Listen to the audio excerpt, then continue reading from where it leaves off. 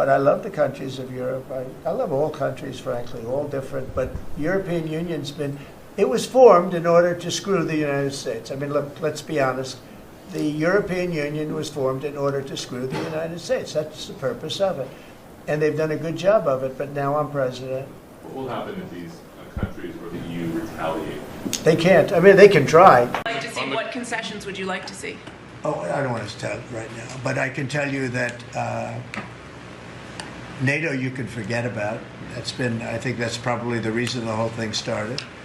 And I think, JD, we can say that. Do you have a statement on that? You've been very much involved. I gave him the beauty. Great. Maybe the hardest question, sir. I mean, look, as the president said, we're not going to do the negotiation in public with the American media. He's going to do it in private with the president of Russia, with the president of Ukraine, and with other leaders. And I think that's how this has to go. This is my video update on this Thursday afternoon, February the 27th, coming to you from Athens, Greece. Let's talk about some news, and let's start things off with the arrest and release of Georgescu, who was arrested yesterday as he was on the way to submit his documents for the presidency of Romania. And he was arrested, detained, questioned by police for about 5-6 hours. Eventually he was released. A lot of people outside of the police station waiting for him. And he's been charged. He's been charged with a really vague, strange charges. Stuff like conspiracy to commit a coup or spreading false information, fascism. Really weird, vague charges. I'm no legal expert, but it doesn't take much to realize that these charges are bogus. Fascism and attempted coup. Romanian court press release cites attempted incitement against the constitutional order, spreading false information, as well as false statements on campaign funding and links to fascist, xenophobic, and anti-Semitic organizations. Because of the TikTok posts. That's what this is all about. TikTok posts during the first campaign, which was eventually annulled and canceled. And now he has been charged with this nonsense. TikTok posts, by the way, which were debunked by the Romanian media site scoop.ro. They completely debunked the whole Chinese-owned Russian meddling in TikTok to help Georgescu narrative. I've talked about this in many videos in the past. But he's been banned, get this, for 60 days from media and social media. They're silencing him for 60 days, and the elections in Romania are going to happen in about 60 days. And he may be arrested. They may arrest him eventually. So that's the situation with Georgescu. The police did not only go after him, but from what I understand, they raided the offices and homes of his supporters as well. So they're trying to silence him. They're trying to intimidate him and his campaign and his supporters. And the Romanian political class that is loyal to the globalists and to the European Union, and effectively the European Union, which I think everyone's guess is that they're ultimately behind all of this.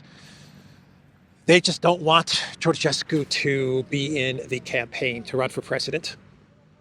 And so they've made the decision, you know what? Let's not even risk it. Let's just silence him, scare him, cancel the elections, silence him, scare him, And if that still doesn't work, then I imagine they're going to just arrest him. That would be my guess. I don't know. He did say when he was released from police custody that he intends to continue his campaign. No media, no social media. He can't do any of that stuff for 60 days. Democracy in the European Union, everybody. That's how it works. Yeah, the EU is, well, the masks are off, huh? The masks are off. In the past, the EU would come up with all kinds of tricks, such as putting together different coalitions under one umbrella and running those coalitions against the candidate that they did not approve of, like what they did in Czech Republic or what they tried to do in Hungary against Orban, where they actually succeeded in the Czech Republic and they got rid of Babiš, but in Hungary they tried it last election and they got smashed, and they're trying it again this election. Now they have a different candidate that they've picked out, and they're going to try to make another attempt at removing Orban. But in the case of Romania, they just said, you know what, just cancel the whole freaking thing. We don't care. We don't care. The excuse is TikTok. Blame it all on Russia. Cancel the elections. Okay, now he's back. He says he's still going to run. Arrest him, scare his supporters, and if he still continues to give us trouble, then I imagine they're going to arrest him for good, or at least until the elections are over with. And the candidate that the EU chooses, the candidates that the EU chooses, one of them wins, and that'll be that. So that's the European Union, not run by democratically elected presidents and prime ministers. It's run by people that are picked by the globalist political elite.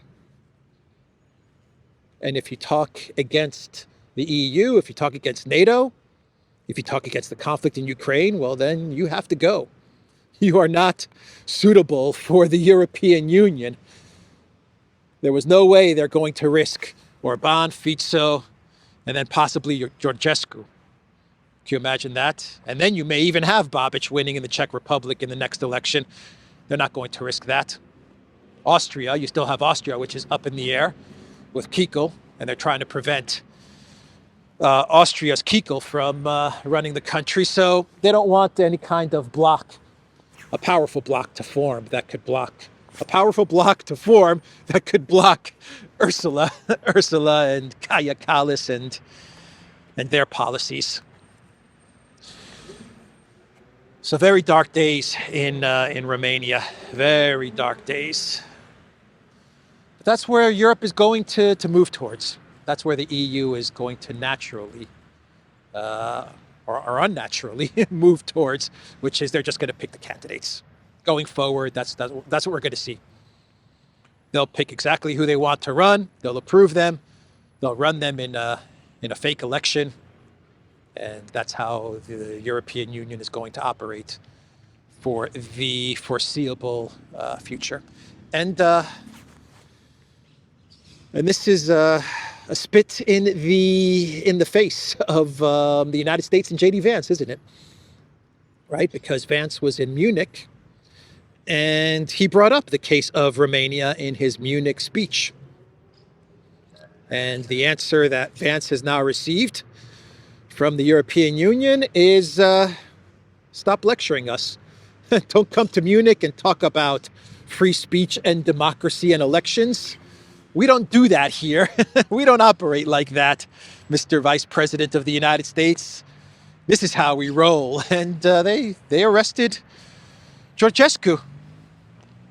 Yeah, that's their reply to J.D. Vance. J.D. Vance has received his answer from the speech that he gave in Munich. And keep in mind, Georgescu has not said that he wants to pull Romania out of NATO or the European Union. He said no such thing. He's just taken a position that he would like to put Romania first, and he's against the escalation in Project Ukraine. But there's too much on the line in Romania. They got that big NATO base that they're building. There's no way that they're going to risk any of these initiatives that they have going on, whether it's getting weapons to Project Ukraine, escalating Project Ukraine, the militaries based in Romania that have a connection to Project Ukraine, of course, the big NATO military base that they're building in Romania. They're not going to risk any of these things with a Georgescu presidency. All right, so we'll see what will happen going forward. I'm not very optimistic, but we'll see the reaction from the Romanian people. Moving on, we can discuss Project Ukraine. Why not?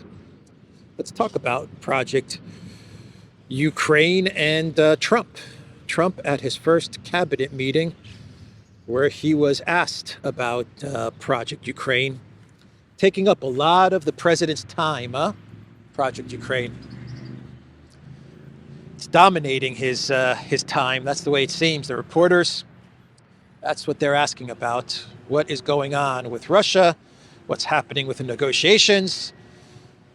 Is Elensky coming tomorrow to sign the rare earth minerals deal? So the Trump White House had their cabinet meeting, and they got all of these questions from the media. Their first cabinet meeting, right? And Trump said some interesting things. I've actually got the points that he made on Project Ukraine listed here. Not only Project Ukraine, but the EU, Russia, even China.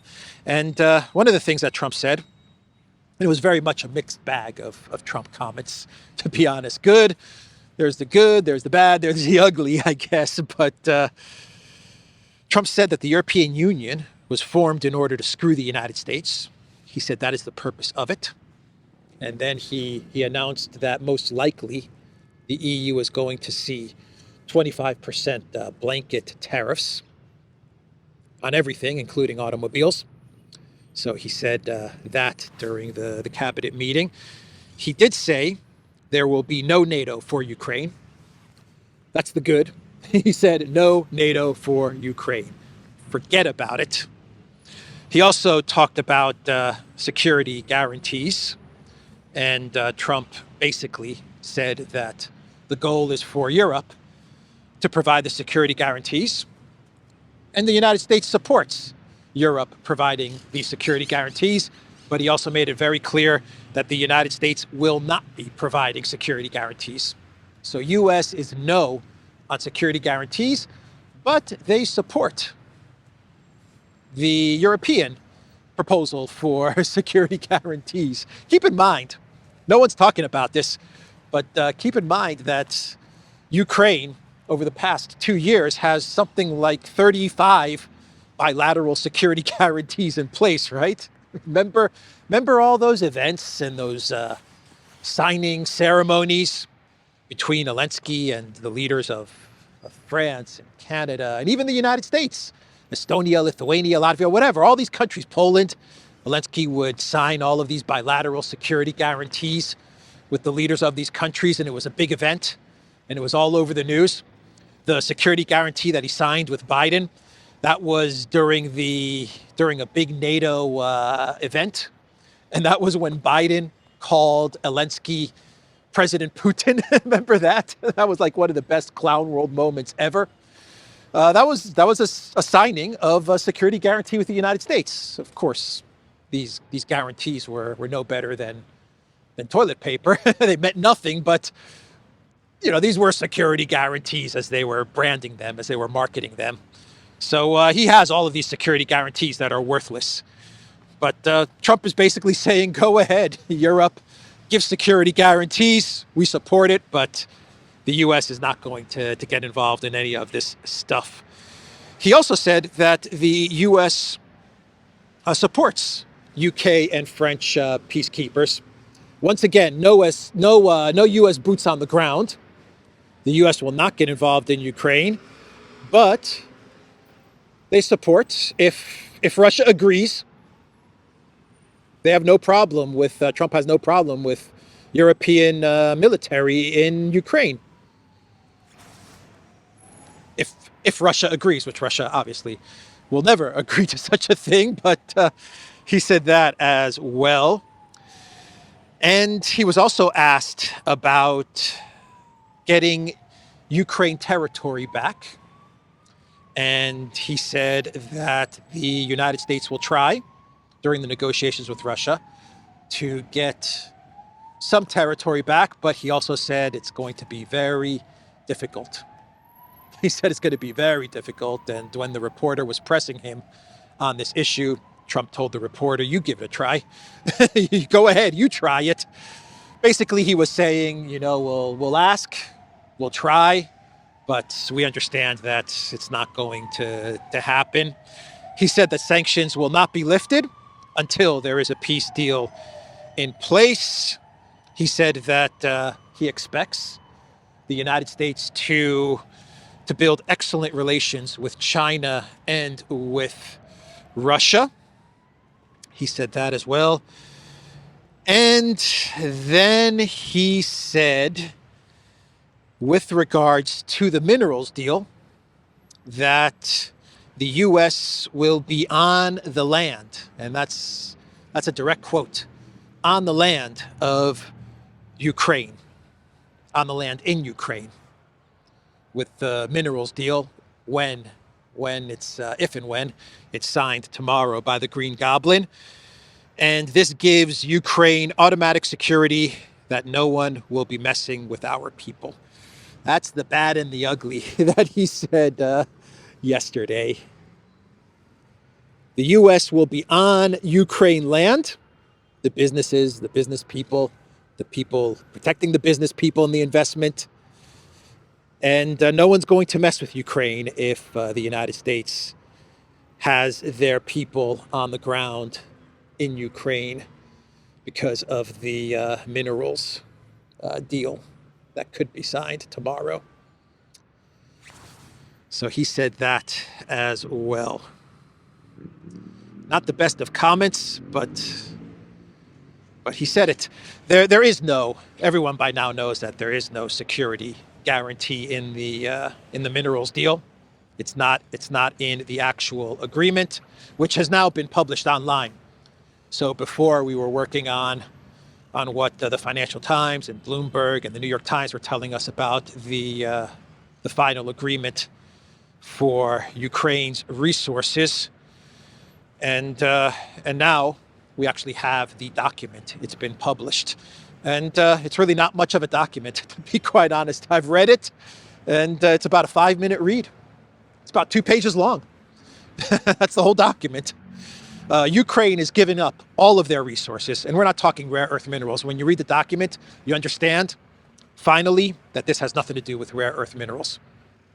This has to do with all of Ukraine's resources, specifically oil, gas, and logistics and ports. And the U.S. gets all of it. The U.S. gets all of it. It gets put into a fund. They don't really get into the details of the fund. It's just a fund. It gets put into a fund, and that's it. I've seen employment contracts. I've entered into employment contracts that are more detailed and longer than this agreement. I don't even know if you can even call it an agreement. There's absolutely not much detail to it, if any detail to it. Very vague. But basically, no security guarantees. Ukraine gets nothing. They get absolutely nothing.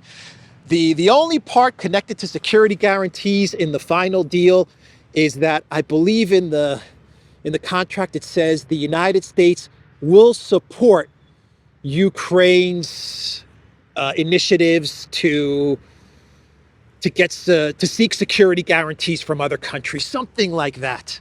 I'll find the clause and I'll put it up on the screen so all of us can see it. That's about as close as it gets to any kind of security guarantee with regards to the resources.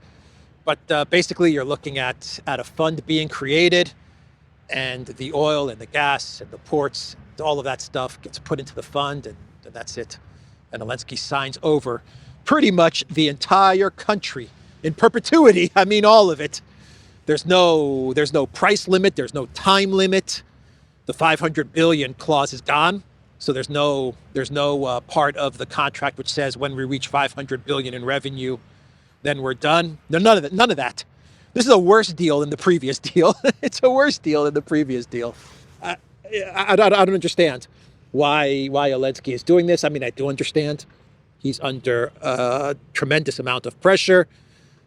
I imagine he wants to go back to the people of Ukraine and say, look, now we have some sort of contractual relationship with the United States. And of course, his main goal, I think his main play in all of this is to try and get as close as he can to the point where the U.S. is investing in Ukraine, and then he can get the U.S. involved in the conflict with Russia. I think that's ultimately his goal. So he's saying, I'll sell my country, whatever, if I can keep this war going, and hopefully we'll start to get American business and investment in Ukraine. I don't know how that's going to happen either, but in Elensky's mind, he's probably saying, I keep the war going. Eventually, the U.S. will start to send resources, people to Ukraine, and then something is going to happen, and I can suck the U.S. into a conflict with Russia. What Trump gets is he gets ownership of Ukraine, and he gets ownership of Elensky. I mean, that's pretty much what he's getting. Yeah.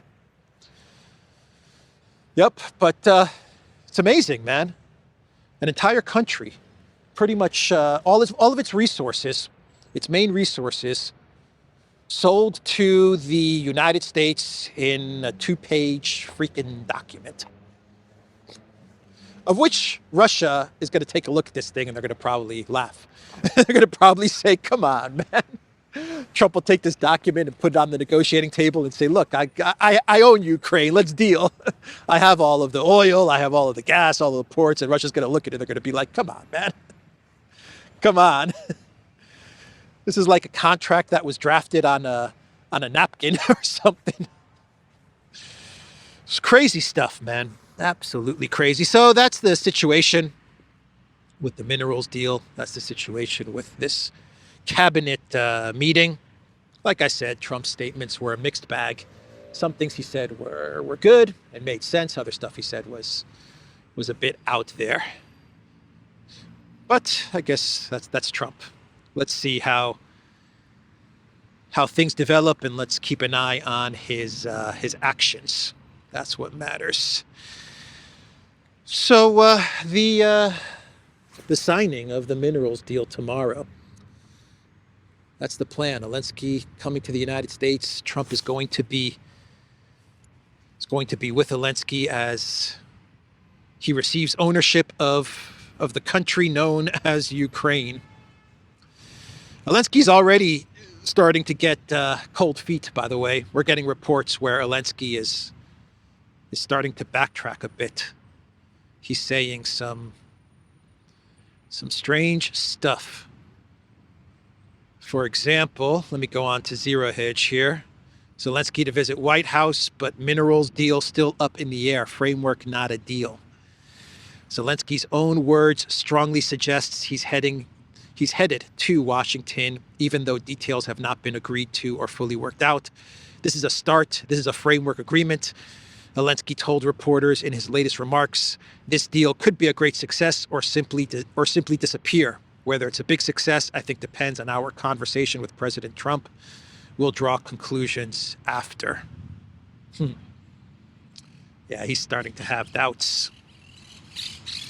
To be fair to both sides,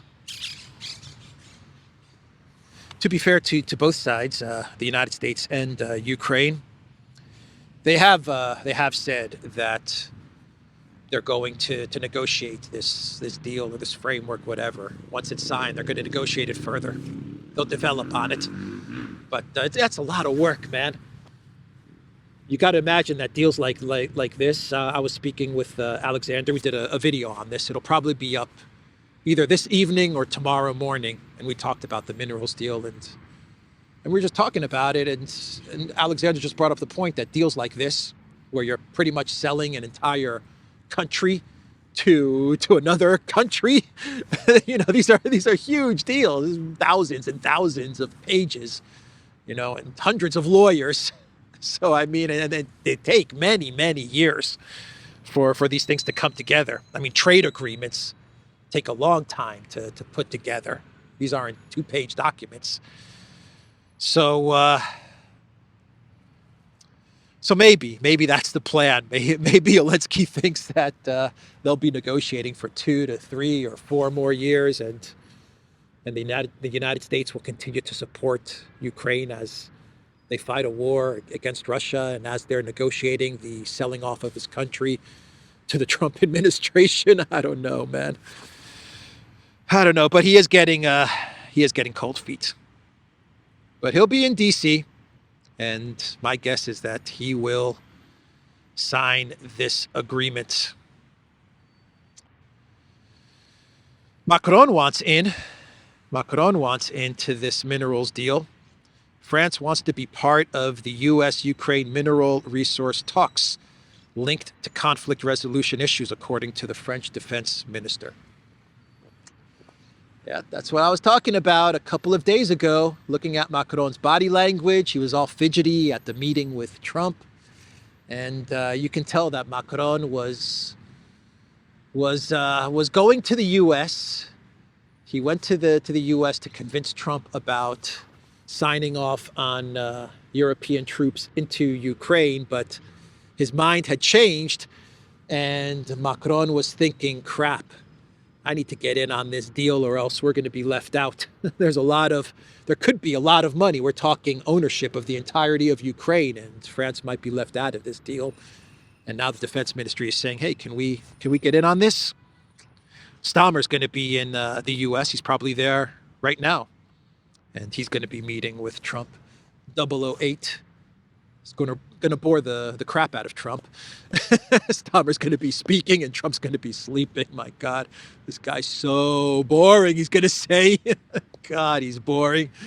But Stammer's going to try and get Trump to go ahead with the reassurance force, not peacekeepers. For the UK, this is a reassurance force. And all Stammer wants from Trump is a backstop. He wants to know that the United States will be there in case something happens. Provide us with support, security, and if something happens to the British troops that we send to Ukraine, then we need to know that President Trump, you're going to be there for us. That's what Stammer is going to try and convince Trump of today. We'll see how that will go. From the Croatian president Milanovic, the deployment of Western peacekeepers in Ukraine is unrealistic without Russia's consent. Exactly. Stammer's in the wrong capital. He's in the wrong capital. If he wants to send British troops to Ukraine, he should be in Moscow, not in D.C. At the end of the day, all of this peacekeeper talk, reassurance force talk is meaningless because it's going to be Russia that decides who is going to be in Ukraine. If anybody is going to be in Ukraine, it's going to be Russia's decision. It doesn't matter what Stammer says, doesn't matter what Macron says, does not matter what Trump says or what Trump decides. Russia is going to decide exactly what countries, what forces, I would even say what business is going to be done in Ukraine. So that's the update there. And let's do one more story and then we'll get to a really good clown world. We're talking about a spectacular clown world. We may have today the release of the Epstein files. At least that is what Attorney General Bondi told Fox News yesterday. 200, she said, to 250 victims. She said it's pretty sick what was happening. but she's possibly ready to release the Epstein files. Basically, Bondi said that it took some time to protect the identity of these 200 to 250 victims. That's a lot of victims. But it looks like they're ready to release the files. There are well over, this will make you sick, 200 victims, well over 250 actually. So we have to make sure their identity is protected and their personal information, Bondi told Fox News on Wednesday, explaining the delay. What you're going to see hopefully tomorrow is a lot of flight logs, a lot of names, a lot of information, but it's pretty sick what that man did. And when she means tomorrow, she said that yesterday, so she means today. Oh boy, let's see. Let's see what is released. We are all interested to see exactly what Bondi releases. So let's go to Clown World land.